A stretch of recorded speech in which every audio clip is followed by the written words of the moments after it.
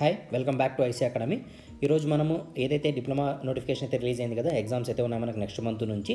So దానికి సంబంధించి first year physics సంబంధించి ఇంపార్టెంట్ క్వశ్చన్స్ అయితే చూద్దాం. మనం ప్రీవియస్ వీడియోలో అయితే కనుక మొత్తం ఫిజిక్స్ సంబంధించిన ఇంపార్టెంట్ క్వశ్చన్స్ అని నేను లైట్గా రివిజన్ చేశాను. ఇక్కడ మనం ఇన్ డెప్త్గా అంటే క్వశ్చన్ అండ్ ఆన్సర్ కూడా మనం ప్రాక్టీస్ చేద్దాం. ఫస్ట్ మనం టాపిక్ని స్టార్ట్ చేసే ముందు అంటే వీడియోని స్టార్ట్ చేసి క్వశ్చన్ ఆన్సర్కి పోయే ముందు ఫస్ట్ వెయిటేజ్ చూసుకుందాము. ఏ యూనిట్లో మనం ఫస్ట్ ఇంపార్టెన్స్ అంటే ఫస్ట్ ఏ దానికి మనం ప్రియారిటీ ఇచ్చి చదువుకోవాలనేది ఒకసారి లైన్గా చూద్దాం వెయిటేజ్ ప్రకారంగా. సరే, మన ఫస్ట్ యూనిట్ చూస్తే కనుక యూనిట్స్ అండ్ డైమెన్షన్స్ వెయిటేజ్ ఎంత ఉంది? 3 మార్క్స్ వెయిటేజ్. తర్వాత second unit elements of vectors, dynamics, friction, work power energy, simple harmonic motion, heat and thermodynamics and sound. ఈ టాపిక్స్ అన్నీ చూడండి, మొత్తం అన్నీ కలిపితే ఒక్కొక్క దానికి 11 మార్క్స్ ఉన్నాయి వెయిటేజ్ అయితే కనుక. నెక్స్ట్ యూనిట్ ఏముంది? Properties of matter. దీనికి 8 మార్క్స్ ఉంది వెయిటేజ్. ఎలక్ట్రిసిటీ అండ్ మ్యాగ్నెటిజం వచ్చి 14 మార్క్స్ ఉంది. మోడర్న్ ఫిజిక్స్ అయితే 8 మార్క్స్ ఉంది. సరే, ఈ వెయిటేజ్ ప్రకారం కాకుండా ఏ చదివిన తర్వాత ఏ టాపిక్ చదివితే మనకి నీట్గా అర్థమవుతుంది, లాంగ్ టర్మ్ వరకు గుర్తుంటుంది, ప్యారలల్గా మనం ఎగ్జామ్లో కరెక్ట్గా రాసి మార్కులు స్కోర్ చేయగలం అనేది చూద్దాం ఫస్ట్. సో మీరు ఫస్ట్ అయితే ఇంకా యూనిట్స్ అండ్ డైమెన్షన్స్ని ఫస్ట్ పార్ట్ కింద చదువుకోండి. అది అయిపోయిన తర్వాత నెక్స్ట్ ఎలిమెంట్స్ ఆఫ్ వెక్టర్ని చదవండి. తర్వాత థర్డ్ యూనిట్ ఫ్రిక్షన్ చదువుకోండి. ఫ్రిక్షన్ అయిన తర్వాత మీకు ఇంపార్టెంట్ అంటే ఈజియెస్ట్ టాపిక్ వచ్చి 7th యూనిట్ కాబట్టి 4th టాపిక్ కింద heat and thermodynamics. After that మీరు సౌండ్కి వెళ్ళిపోండి. After that properties of matter చదువుకోండి. తర్వాత మోడర్న్ ఫిజిక్స్ చదవండి. ఆ తర్వాత మోడర్న్ ఫిజిక్స్ 7th టాపిక్ కింద. అవి అయిపోయిన తర్వాత నెక్స్ట్ మీరు 8th టాపిక్ కింద డైనమిక్స్ చదువుకోండి. C16 వాళ్ళకైతే కనుక ఇది కైనమాటిక్స్ అని ఉంటుంది యూనిట్, థర్డ్ యూనిట్. అయిపోయిన తర్వాత అంటే డైనమిక్స్ టాపిక్ అయిపోయిన తర్వాత నెక్స్ట్ మీరు ఏం చదవాలా? 9th యూనిట్ కింద ఎలక్ట్రిసిటీ అండ్ మ్యాగ్నెటిజం చదువుకోండి. ఆఫ్టర్ దట్ 10th యూనిట్ కింద వర్క్ పవర్ ఎనర్జీ చదవండి. లాస్ట్ యూనిట్లో మీరు సింపుల్ హార్మోనిక్ మోషన్ చదువుకోండి. ఫర్ ఎగ్జాంపుల్, మీరు ఈ ప్యాటర్న్లో చదువుకుంటూ పోయినప్పుడు మీకు ఈ ఎగ్జామ్స్ దగ్గరలో ఉండి లేదా మీకు సబ్జెక్టులు ఎక్కువ ఉండడం వల్ల మీరు 1 to 11 యూనిట్స్ చదవలేకపోయినారు, మీరు 1 to 8 వరకు చదువుకున్నారు అనుకున్నా కూడా మీకు మ్యాక్సిమం స్కోర్ వచ్చే ఛాన్సెస్ అయితే ఉన్నాయి. కన్ఫ్యూజ్ కాకుండా మీరు ఎగ్జాక్ట్గా రాయగలుగుతారు. 80 మార్క్స్ కదా మన ఎగ్జామ్. ఈ 80 మార్క్స్లో మీరు మినిమం 50+ అయితే కనుక గ్యాదర్ చేయొచ్చు. ఇంటర్నల్తో సంబంధం లేకుండా ఓన్లీ ఎక్స్టర్నల్ ఎగ్జామ్ 80 మార్క్స్కి అయితే 50+ అయితే గ్యాదర్ చేయొచ్చు. జస్ట్ ఈ టాపిక్ని ఈ లైన్గా చదువుకుంటూ పోండి. మీరు 7 to 8 కూడా కంప్లీట్గా అవసరం లేదు. 7 to 8 టాపిక్స్ చదువుకున్నా కూడా మీకు 50+ మార్క్స్ అయితే వస్తాయి. ఓకే, సరే, ఇప్పుడు మనం ఏం చేస్తున్నామంటే ఇక్కడ ఫస్ట్ యూనిట్ వైజ్గా తీసుకొని అంటే యూనిట్ వైజ్గా మీకు ఏదైతే ప్యాటర్న్ చెప్పినానో ఇదే ప్యాటర్న్ వైజ్గా ప్లస్ యూనిట్ వైజ్గా. ఫర్ ఎగ్జాంపుల్ మనం యూనిట్స్ అండ్ డైమెన్షన్స్ తీసుకున్నాం అనుకోండి. ఆ యూనిట్స్ అండ్ డైమెన్షన్స్లో ఏమున్నాయి ఇంపార్టెంట్ క్వశ్చన్స్, టాపిక్ అంతా ఏముంది, మనం ఏవి చదువుకోవాలా, ఎట్లా చదువుకోవాలా, క్వశ్చన్ అండ్ ఆల్సో విత్ ఆన్సర్ని నేను ఎక్స్ప్లెయిన్ చేసి మీకు అర్థమైనట్లు చెప్పేకి ట్రై చేస్తాను. సో మీరు క్లియర్గా ఈ వీడియోస్ని ఫాలో అయిపోతే జస్ట్ చదవాల్సిన పని లేదు. ఈ వీడియోని ఫాలో అయిపోతే 1-2 సార్లు క్రాస్ చేసుకొని అంటే రివిజన్ లాగా ప్రాక్టీస్ చేసి వీడియోస్ని చూసుకుంటా వీలైతే షార్ట్ నోట్స్ ప్రిపేర్ చేసుకోండి. షార్ట్ నోట్స్ ప్రిపేర్ చేసుకునే టైం లేదు, మీకు ఎక్కువ సబ్జెక్ట్స్ ఉన్నాయనుకుంటే కనుక జస్ట్ దీన్ని స్క్రీన్ షాట్ తీసుకోండి. ఒక ఫోల్డర్ లాగా అంటే మీ గ్యాలరీలో ఒక ఫోల్డర్ లాగా పెట్టుకొని ఫిజిక్స్ సంబంధించిన క్వశ్చన్స్ అంటే స్క్రీన్ షాట్స్, అదేవిధంగా కెమిస్ట్రీకి సంబంధించినవి, మ్యాథ్స్ సంబంధించినవి ఇట్లా మీరు స్క్రీన్ షాట్ లాగా పెట్టుకోవచ్చు. ఫర్ ఎగ్జాంపుల్ మీకు ఈ వీడియో నచ్చితే కనుక లైక్ చేయండి, ప్లస్ ప్యానల్గా మీ ఫ్రెండ్స్ అందరికీ షేర్ చేయండి. అండ్ దెన్ మీకు ఫర్ ఎగ్జాంపుల్ ఇంకా ఇలాంటి వీడియోస్ అంటే ఈ సబ్జెక్ట్లో కాకుండా మీకు ఏదైనా టఫ్ సబ్జెక్ట్ అనిపిస్తే మీరు కామెంట్లో కనుక నాకు షేర్ చేస్తే ఈ సబ్జెక్ట్ నాకు టఫ్ ఉంది, ఈ టాపిక్ టఫ్ ఉందని చెప్తే నాకు వీలైతే పాసిబిలిటీ ఉంటే కనుక మ్యాక్సిమం మీకు బెటర్ సొల్యూషన్తో వీడియోని అప్లోడ్ చేసేకైతే ట్రై చేస్తాను. ఓకే, సరే, ఇప్పుడు మనమైతే క్వశ్చన్స్లోకి వెళ్ళిపోదాం. Okay, first chapter or first unit ఏముంది మనకు? Units and dimensions. వెయిటేజ్ ఎంత అనుకున్నాం మనం దీనికి? 3 మార్క్స్ అయితే వెయిటేజ్ ఉంటుంది. ఓకే, ఫస్ట్ యూనిట్స్ అండ్ డైమెన్షన్స్లో what is a unit? Unit is a basic measurement of any system. Dimensions అంటే ఏంటనేది తర్వాత చూద్దాం. ఈ యూనిట్స్ని మనం క్లాసిఫై చేసాము 2 టైప్స్గా. ఒకదాన్ని ఏమంటాం? ఫండమెంటల్ యూనిట్ అంటాం. Second one derived unit. What is a fundamental unit? Fundamental unit అంటే the basic measurement of any system is called as a fundamental unit or the measurement will be taken by any basic instrument is called fundamental unit. అంటే ఏంటంటే మనం ఏదైనా మెజర్మెంట్ని ఏదైనా fundamental basic ఇన్స్ట్రుమెంట్ని తీసుకొని measure చేసి చెప్పగలిగితే దాన్ని మనం ఏమంటామంటే ఫండమెంటల్ యూనిట్ అంటాం. ఫర్ ఎగ్జాంపుల్ ఇక్కడ ఒక టేబుల్ ఉంది అనుకుందాం. ఈ టేబుల్ యొక్క లెంత్ నాకు కావాలా. సో మనం పెద్ద ఫార్ములాస్ అయితే యూజ్ చేయాల్సిన పని లేదు కదా. ఇక్కడ లెంత్ని కనుక్కునేకి జస్ట్ టేప్ని తీసుకున్నాను, దీని లెంత్ని మెజర్ చేసినాను. ఎప్పుడైతే నేను లెంత్ని మెజర్ చేసినానో with help of the scale, this unit is called as a fundamental unit. Okay, basic ఇన్స్ట్రుమెంట్తో మెజర్ చేసి వాల్యూని చెప్పగలిగితే దాన్ని మనం ఏమనుకున్నాం? ఫండమెంటల్ యూనిట్ అనుకున్నాం. ఓకే, సరే, అంటే ఎగ్జాంపుల్స్ ఏమని చెప్పొచ్చు మనం ఫండమెంటల్ యూనిట్స్కి? లెంత్ తీసుకోవచ్చు, మాస్ తీసుకోవచ్చు కదా. మాస్ అంటే ఇంకా ఫర్ ఎగ్జాంపుల్ మనం వెయిట్ చూడొచ్చు కదా. సో మాస్ తీసుకోవచ్చు. తర్వాత టైం కనుక్కోవచ్చు కదా. బేసిక్ ఫార్ములా అంటే మనం వాచ్ని చూసి టైం చెప్పచ్చు. సో టైము లేదా టెంపరేచర్ని థర్మామీటర్తో టెంపరేచర్ కూడా చెప్పొచ్చు. ఇవన్నీ ఏమంటాం, వీటిని ఫండమెంటల్ యూనిట్స్ అంటాం. బేసిక్ మెజర్మెంట్తో చెప్పేసి యూనిట్స్ని మనం ఫండమెంటల్ యూనిట్స్ అనుకున్నాం. తర్వాత derived unit. What is the derived unit? The unit which are derived from the fundamentals is called as a derived unit. Fundamentals ద్వారా డిరైవ్ చేసుకొని చెప్తే దాన్ని మనం ఏమంటున్నాం, డిరైవ్డ్ యూనిట్స్ అంటున్నాం. అంటే ఏంది, ఎగ్జాంపుల్కి ఇదే టేబుల్ తీసుకున్నాము, ఈ టేబుల్ యొక్క లెంత్ మెజర్ చేసినాము టేప్తో, విడ్త్ని మెజర్ చేసినాము టేప్తోనే మెజర్ చేసినాము. దీని ఏరియాని ఫైండ్ అవుట్ చేయమని అనుకోండి. ఏరియా కావాలంటే లెంత్ ఇంటూ విడ్త్ రాయొచ్చు కదా, width length into width. So మనము 2 ఫండమెంటల్ యూనిట్స్ తీసుకొని దాన్ని మల్టిప్లై చేస్తే వచ్చేదాన్ని ఏమంటున్నాం మనం, ఏరియా అంటున్నాం. ఇప్పుడు ఈ ఏరియా ఏమవుతుంది, డిరైవ్డ్ యూనిట్ అవుతుంది. అంటే దాని మీనింగ్ ఏమి, what is the derived unit? The units which are derived from the fundamentals is called as a derived unit. అర్థమైంది కదా? అంటే ఏరియా తీసుకోవచ్చు, వాల్యూమ్ తీసుకోవచ్చు, ప్రెజర్ తీసుకోవచ్చు, లేదంటే ఇంకా ఎక్స్టర్నల్ ఫోర్స్, లేదంటే ఇంకా స్ట్రెస్ తీసుకోవచ్చు. ఇవన్నీ ఏమవుతాయంటే ఇంకా డిరైవ్డ్ యూనిట్స్ కింద వస్తాయి ఇవన్నీ. ఓకే, ఇది మనకు సంబంధించిన యూనిట్స్ అండ్ డైమెన్షన్స్ యొక్క బేసిక్ డెఫినేషన్. స్పెసిఫిక్గా చూడాలంటే ఇంకా యూనిట్స్ సంబంధించి. ఓకే, ఇప్పుడు మనం ఫండమెంటల్ యూనిట్ ఏదో నేర్చుకున్నాము, డిరైవ్డ్ యూనిట్ అంటే ఏదో నేర్చుకున్నాం. నెక్స్ట్ టాపిక్ ఏముంది దీంట్లో, డైమెన్షన్స్. సరే, ఈ డైమెన్షన్స్ గురించి మనకు నీట్గా అర్థం కావాలంటే మనకి డైమెన్షన్స్ పైన జస్ట్ 3 టర్మ్స్ గుర్తుండాలి. ఒకటి M, next one L, next one T. MLT. ఇక్కడ మనం అబ్జర్వ్ చేస్తే కనుక ఎం దేనికి ఇండికేట్ చేస్తుంది అంటే కనుక మాస్ని ఇండికేట్ చేస్తుంది. తర్వాత ఎల్ ఇండికేట్ చేసేది లెంత్ని. తర్వాత టీ ఇండికేట్ చేసేది టైంని. ఓకే, ఇప్పుడు మనం ఫర్ ఎగ్జాంపుల్కి ఏరియాని తీసుకున్నాం. ఏరియా తీసుకుంటే కనుక ఏరియా అనేది ఫండమెంటల్ యూనిటా, డిరైవ్డ్ యూనిటా? Derived unit. ఎందుకు?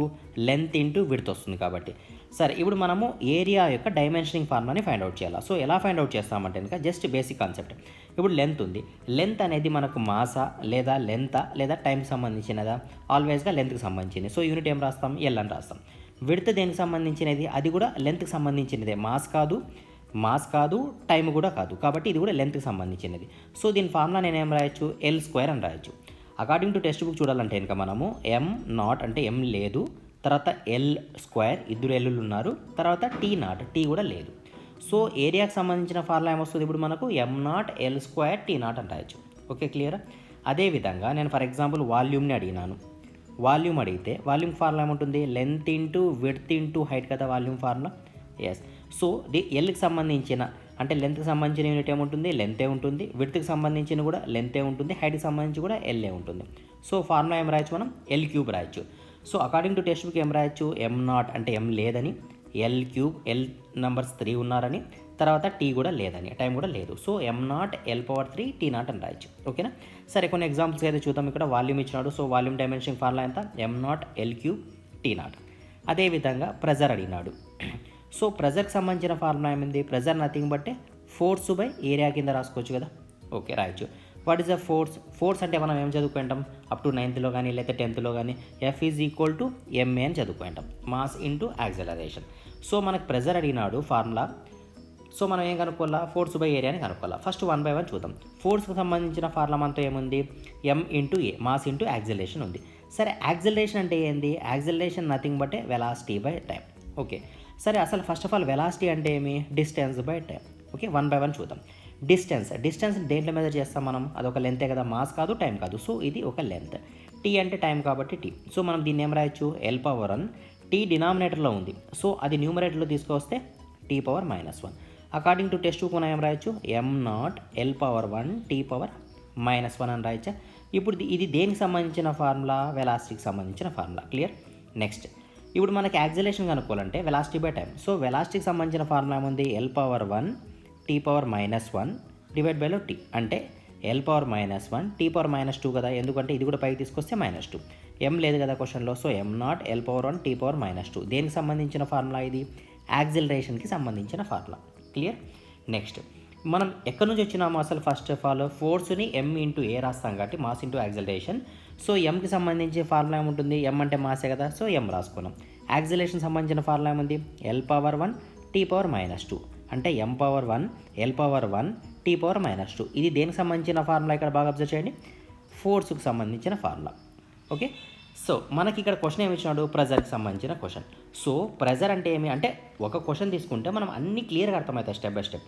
ఇప్పుడు ప్రెజర్కి సంబంధించిన ఫార్ములా ఏమి, force by area. Dimensioning formula కాలం. ఫోర్స్కి సంబంధించిన డైమెన్షనింగ్ ఫార్ములా ఏముంది? L power 1 M power 1 L power 1 T power ఇక్కడ మనం టీ పవర్ మైనస్ టూ కదా, జస్ట్ టీ స్క్వేర్ రాసినాం మనము. Acceleration formula M naught L power 1 T power -2 కదా. సో ఇక్కడ M naught L power 1 T power -2 దేనికి formula? ఇది యాక్సిలరేషన్కి. అదే ఫోర్స్కి వచ్చినప్పుడు ఎం మల్టిప్లై అయింది కాబట్టి m1 L power 1 T power -2. Okay, సరే M formula M power 1 L power 1 T power -2 divided by area formula ఏం నేర్చుకున్నాం మనం ఆల్రెడీ ఇక్కడ ఎం నాట్ ఎల్ స్క్వేర్ అంటే నథింగ్ బట్ ఎల్ స్క్వేర్, కాబట్టి ఏరియాకి ఎల్ స్క్వేర్ రాసుకున్నాం. సో ఇక్కడ చూడండి, న్యూమరేటర్ ఒక ఎల్ ఉంది, ఇక్కడ ఎల్ స్క్వేర్ ఉంది, క్యాన్సిల్ అయిపోయినాయి. అంటే ఏం మిగిలింది? M power 1 L power -1 T power -2. క్లియరా? ఇప్పుడు ఇది దేనికి సంబంధించిన ఫార్ములా? ప్రెజర్కి సంబంధించిన ఫార్ములా. అంటే మనం ఒకదాన్ని నీట్గా అర్థం చేసుకొని, అంటే for example pressure is equal to force by area, నేను ఈ ఫార్ములా డైరెక్ట్ మీకు చెప్పొచ్చు, కానీ మనం ఎట్లా డిరైవ్ చేస్తున్నామో మీకు అర్థమైతే ఇప్పుడు ఈ కాన్సెప్ట్ ద్వారా మీకు ఫోర్స్ అడిగిన ఫార్ములా రాయగలుగుతారు మీరు. ఎందుకు? ఎం ఇంటూ యాక్సిలేషన్ అడిగినా రాయగలుగుతారు. వెలాసిటీ బై టైం కాబట్టి velocity dimension formula by time formula రాసుకున్నారు కాబట్టి. లేదు వెలాసిటీ అడిగినా రాయగలుగుతారు, డిస్టెన్స్ బై టైం కాబట్టి. సో డిస్టెన్స్కి లెంత్, టైంకి టీ కాబట్టి ఎల్ పవర్ 1 టీ పవర్ -1 అని రాయగలుగుతారు. సో మీరు ఒక్క పాయింట్ని తీసుకుంటే మిగతావన్నీ కూడా ఈజీగా డెరైవ్ చేయగలుగుతారు. సో అందుకు మనం ఈ డెరివేషన్ని నీట్గా ప్రాక్టీస్ చేసాం. ఫర్ ఎగ్జాంపుల్ థర్డ్ క్వశ్చన్ చూడండి. ఇక్కడ వెలాసిటీ ఆల్రెడీ డెరైవ్ చేసినాం కదా మనం formula M naught L power 1 T power -1. For example ఇక్కడ డెన్సిటీ అడిగినాడు అనుకుందాం. డెన్సిటీ అంటే ఏంది? Density nothing but mass by volume, అంతేనా? సో మాస్కి సంబంధించిన ఫార్ములా ఏముంది? ఎంఎల్టీలో ఎం. వాల్యూమ్కి సంబంధించిన ఫార్ములా మనం నేర్చుకున్నామా ఇంతకుముందు? ఎల్ క్యూబ్ అని నేర్చుకున్నాం, ఎంఎల్ క్యూబ్. సో ఫార్ములా ఏం రాయొచ్చు? M power 1 L power -3 T naught. ఎందుకు -3? ఇది డినామినేటర్లో ఉంది కదా, సో న్యూమరేటర్కి వచ్చినప్పుడు -3 అవుతుంది. టీ నాట్ ఎందుకు రాసినాము? టీ అనే కాన్సెప్ట్ లేదు కాబట్టి దీంట్లో. So M power 1 L power -3 T naught. ఇది డెన్సిటీకి సంబంధించిన డైమెన్షనింగ్ ఫార్ములా. అదేవిధంగా డిస్టెన్స్కి సంబంధించిన ఫార్ములా ఏం రాయొచ్చు? డిస్టెన్స్ నథింగ్ బట్ లెంత్ కదా, సో ఎల్ అని రాసేస్తాం. కరెంట్కి సంబంధించిన ఫార్ములా. సరే, ఇప్పుడు ఫర్ ఎగ్జాంపుల్ ఇక్కడ మనకి కరెంట్ అని ఇచ్చినాడు క్వశ్చన్. మన ఫార్ములాలో డైమెన్షన్ ఫార్ములాలో ఎంఎల్టీ, ఎం అంటే మాస్, లెంత్, టైం తీసుకున్నాం. ఇవి కాకోకుండా వేరే టర్మ్స్ ఏమైనా ఇస్తే గనక మీకు ఈ కరెంట్ అంటే ఏం తెలుసు? కరెంట్కి సింబల్ ఏం రాస్తాం? ఐ అని రాస్తాం కదా కరెంట్కి సింబల్. ఎస్, అప్పుడు మీరు ఏం రాయాలంటే కరెంట్కి సంబంధించిన డైమెన్షన్ ఫార్ములా ఎం లేదు, ఎల్ లేదు, టీ కూడా లేదు, ఇక్కడ ఏముంది మరి? ఐ ఉంది అని రాయాలి. అంటే మీకు ఏదైనా కొత్త వర్డ్, ఫర్ ఎగ్జాంపుల్ ఇక్కడ మనకు వచ్చే ఛాన్సెస్ ఏమున్నాయంటే ఇంకా కరెంట్ అడుగుతాడు, అప్పుడు ఐ రాస్తాం, లేదా పొటెన్షియల్ అడుగుతాడు, కే అని రాస్తాము.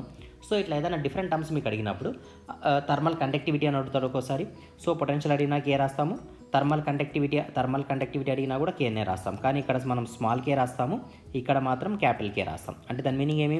ఎం naught, L naught, T naught, capital K power 1. ఎప్పుడు? థర్మల్ కండక్టివిటీకి డైమెన్షనింగ్ ఫార్ములా అడిగితే. పొటెన్షియల్కి డైమెన్షనింగ్ ఫార్ములా అడిగితే M naught, L naught, T naught, small K power 1. ఇది పొటెన్షియల్కి సంబంధించిన ఫార్ములా. కరెంట్కి అడిగితే M naught, L naught, T naught, I power 1. ఇది కరెంట్కి సంబంధించిన ఫార్ములా. ఓకే, ఈ విధంగా మనకు సంబంధించిన ఫార్ములా ఏ ఫార్ములా అయినా కూడా ఎంఎల్టీని బేస్ చేసుకొని, అంటే మాస్ని, లెంత్ని, టైంని బేస్ చేసుకొని ఏ డైమెన్షనింగ్ ఫార్ములా అయినా కూడా మనం నీట్గా అర్థం చేసుకొని కనుక్కోవచ్చు. ఫర్ ఎగ్జాంపుల్ ఒక చిన్న ఎగ్జాంపుల్ తీసుకుందాం. ఒక ఎక్స్ అనే దానికి సంబంధించిన డైమెన్షనింగ్ ఫార్ములా అడిగినాడు. ఈ ఎక్స్ అనేది మీకు తెలీదు, ఆ టాపిక్ ఏదో మీకు తెలియదు అనుకుందాం. దీనికి సంబంధించిన యూనిట్స్ మీకు తెలుసు. ఏమని? For example newton per metre square అని మీకు తెలుసు, యూనిట్స్ మాత్రమే తెలుసు. ఈ యూనిట్స్ని బేస్ చేసుకొని మీరు డైమెన్షనింగ్ ఫార్ములాని రాయొచ్చు. డైమెన్షనింగ్ ఫార్ములాని ఏ విధంగా రాయొచ్చు అంటే కనుక, ఇప్పుడు మనకున్నది ఏంటి? ఎంఎల్టీ. ఎం దేనికి ఇండికేట్ చేస్తుంది? మాస్ ఇండికేట్ చేస్తుంది. ఎల్ దేనికి ఇండికేట్ చేస్తుంది? లెంత్ ఇండికేట్ చేస్తుంది. టీఎం ఇండికేట్ చేస్తుంది, టైం ఇండికేట్ చేస్తుంది. అంటే ఇక్కడ న్యూటన్ ఉందంటే నథింగ్ బట్ అది force, nothing but mass. So కాబట్టి మనం ఇక్కడ ఏం రాయొచ్చు? ఎన్ ఇండికేట్ చేసేది ఏది? మాస్, కాబట్టి ఎం అని రాయొచ్చు. డివైడెడ్ బై ఎం స్క్వేర్ అని ఉంది. ఎం అంటే మీటర్స్. మీటర్స్ దేనికి ఇండికేట్ చేస్తుంది? మాస్ అయితే ఇండికేట్ చేయదు, టైంని కూడా ఇండికేట్ చేయదు. సో ఆల్వేస్గా లెంత్ని ఇండికేట్ చేస్తుంది. అంటే ఎం స్క్వేర్ మీనింగ్ ఏమి? అక్కడ లెంత్ని ఇండికేట్ చేస్తుంది. స్క్వేర్ ఉంది కాబట్టి ఎల్ని కూడా స్క్వేర్ పెడతాం. క్లియర్ కదా పాయింట్? న్యూటన్స్ మాస్ని ఇండికేట్ చేస్తుంది కాబట్టి ఎం, మీటర్స్ లెంత్ని ఇండికేట్ చేస్తుంది కాబట్టి ఎల్ స్క్వేర్ రాసుకున్నాను. సో దీని డైమెన్షనింగ్ ఫార్ములా ఏం రాయొచ్చు మనం? M power 1 L power -2 T naught రాయొచ్చు. అదేవిధంగా ఎక్స్ అనే క్వశ్చన్కి మీటర్స్ పర్ సెకండ్ అని ఉందనుకోండి, యూనిట్స్ డైమెన్షనింగ్ ఫార్ములా రాయొచ్చు మనం ఇప్పుడు? ఎస్ రాయొచ్చు. ఎందుకు? ఎం మీటర్స్ అంటే ఏం ఇండికేట్ చేస్తుంది? లెంత్ని ఇండికేట్ చేస్తుంది. సెకండ్స్ దేనికి ఇండికేట్ చేస్తుంది? టైంని ఇండికేట్ చేస్తుంది. So M naught L power 1 T power -1. ఇది ఎక్స్ అనే వాల్యూ మీకు తెలియకపోయినా పర్లేదు, దీనికి సంబంధించిన యూనిట్స్ మీకు తెలిస్తే కనుక దానికి సంబంధించిన డైమెన్షనింగ్ ఫార్ములా అయితే మనం ఈ విధంగా కనుక్కోవచ్చు. ఓకే, ఇప్పుడు మీకు క్లియర్గా అర్థమైంది అని అనుకుంటున్నాను.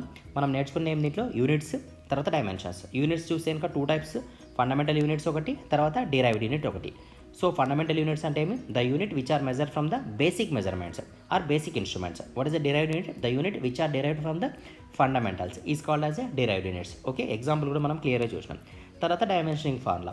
డైమెన్షనింగ్ ఫార్ములాలో మనం ఒక ప్యాటర్న్ వైజ్గా అర్థం చేసుకుంటే ఏ క్వశ్చన్ అన్నా కూడా మీరు క్లియర్గా రాసుకోవచ్చు. మీరు ప్రతిసారి మరి నోట్స్ ప్రిపేర్ చేసుకునే పని లేకుండా జస్ట్ ఒక స్క్రీన్ షాట్ తీసుకోండి, మీకు ఎక్కడైతే ఇంపార్టెంట్ అనిపిస్తుందో దాన్ని గ్యాలరీలో ఒక ఫోల్డర్లో పెట్టుకోండి. మీరు రిపీటెడ్గా దాన్ని చూసి రఫ్గా ప్రాక్టీస్ చేసినా కూడా మీకు ఎగ్జామ్ వరకు కూడా గుర్తుంటాయి. ఓకే, సరే, ఇది మనకు సంబంధించిన యూనిట్స్ అండ్ డైమెన్షన్స్ టాపిక్.